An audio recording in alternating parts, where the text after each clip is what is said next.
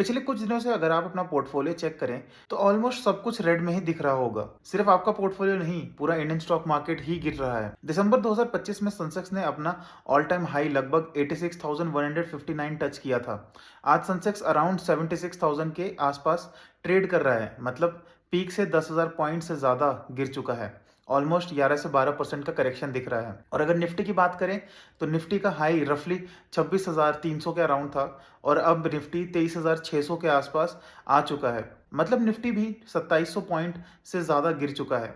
ये भी अराउंड 10% का करेक्शन है और स्टॉक मार्केट में जनरली 10% के करेक्शन को हेल्दी करेक्शन माना जाता है। अब अगर हम लोग अपने स्टॉक मार्केट की हिस्ट्री देख लें तो जब भी मार्केट 10 से 15% गिरता है, वहीं से long term investors accumulation start करते हैं। इसी वजह से एक्सपीरियंस ट्रेडर्स पैनिक नहीं करते, बल्कि इसे अपॉर्चुनिटी के रूप में देखते हैं। आज की वीडियो में हम समझेंगे क्यों market fall actually best time होता है इन्वेस्ट करने का, स्पेशली इंडियन इन्वेस्टर्स के लिए। तो रीजन 1, डिस्काउंट में मिलती है स्ट्रॉन्ग कंपनीज।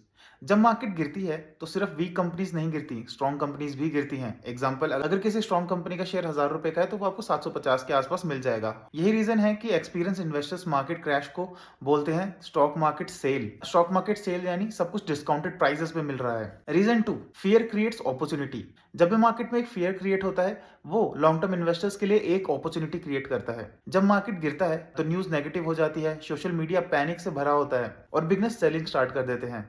लेकिन स्मार्ट इन्वेस्टर्स ऑपोजिट काम करते हैं। उनका सिंपल रूल होता है, जब सब लोग डर रहे हो तब अपॉर्चुनिटी सबसे ज्यादा होती है। रीजन 3, इंडिया लॉन्ग टर्म में ग्रोथ कर रहा है। शॉर्ट टर्म वॉलेटिलिटी अलग चीज है, लेकिन अगर हम लोग लॉन्ग टर्म पिक्चर देखें, इंडियन इकोनॉमी हर सेक्टर में ग्रो कर रही है। जैसे डिजिटल इकोनॉमी बूम आ रहा है, इंफ्रास्ट्रक्चर एक्सपेंशन हो रहा है, मैन्युफैक्चरिंग पुश हो रहा है एंड यंग पॉपुलेशन बढ़ती जा रही है। इसी वजह से लॉन्ग टर्म में इंडियन स्टॉक मार्केट ने कंसिस्टेंट वेल्थ क्रिएट की है। इसीलिए market correction actually long term entry point create करता है। रीजन 4, एसआईपी इन्वेस्टर्स को सबसे ज्यादा बेनिफिट। इंडिया में बहुत से लोग म्यूचुअल फंड्स में इन्वेस्ट करते हैं और इंटरेस्टिंग बात यह है, फॉलोइंग मार्केट एसआईपी इन्वेस्टर्स के लिए बेस्ट सिचुएशन होती है।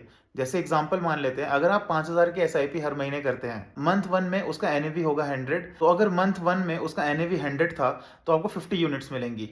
मंथ 2 में अगर उसका एनएवी 80 हो गया, कि मतलब मार्केट फॉल कर रही है, तो आपको 62 यूनिट्स मिलेंगी।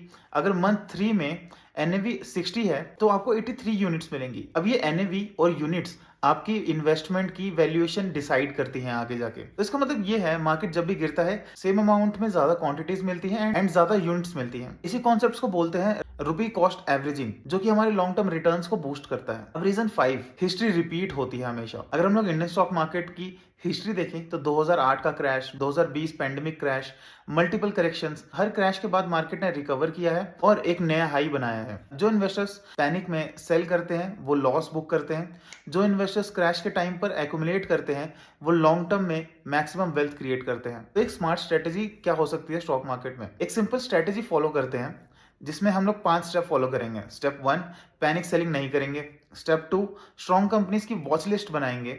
स्टेप 3, हम लोग कोई भी लमसम अमाउंट इन्वेस्ट नहीं करेंगे, हम ग्रेजुअली उसको छोटे छोटे पार्ट्स में इन्वेस्ट करेंगे। देन उसके बाद स्टेप 4, एसआईपी कंटिन्यू रखेंगे। अगर किसी की कोई एसआईपी चल रही है तो आप उसको बंद मत करिए, क्योंकि आपको वो लॉन्ग टर्म में अच्छे बेनिफिट्स देगा। क्योंकि अभी आप लोअर लेवल्स पे इन्वेस्ट कर रहे हो, तो जब भी वो आपके लेवल्स से ऊपर जाएगा तो आपकी इन्वेस्टमेंट्स की वैल्यू और अच्छी बढ़ेगी। स्टेप 5, लॉन्ग टर्म माइंडसेट रखते हैं और 5 से 10 साल की सोचते हैं, ना कि 1 या 2 साल की या 3 से 4 महीने की। तो स्टॉक मार्केट में सबसे बड़ा एनिमी स्टॉक मार्केट क्रैश नहीं है, सबसे बड़ा एनिमी होता है इन्वेस्टर्स का फियर। आज जब मार्केट गिर रहा है, वीक इन्वेस्टर्स पैनिक कर रहे हैं, smart investors future wealth build कर रहे हैं। और हिस्ट्री ने बार बार प्रूव किया है, वेल्थ बुल मार्केट में नहीं, बियर मार्केट में बनाई जाती है। आज की वीडियो के लिए बस इतना ही। आई होप कि आपको समझ आया होगा कि आज की सिचुएशन में हम लोग को क्या करना चाहिए, जहां पूरी की पूरा वर्ल्ड एक वॉर सिचुएशन में है एंड इंडियन मार्केट कंटिन्यूसली गिर रही है। अगर आपको ये वीडियो पसंद आई है तो वीडियो को लाइक, शेयर एंड सब्सक्राइब जरूर करिएगा। मिलते हैं आपके साथ ऐसे ही नेक्स्ट वीडियो में। Thank you.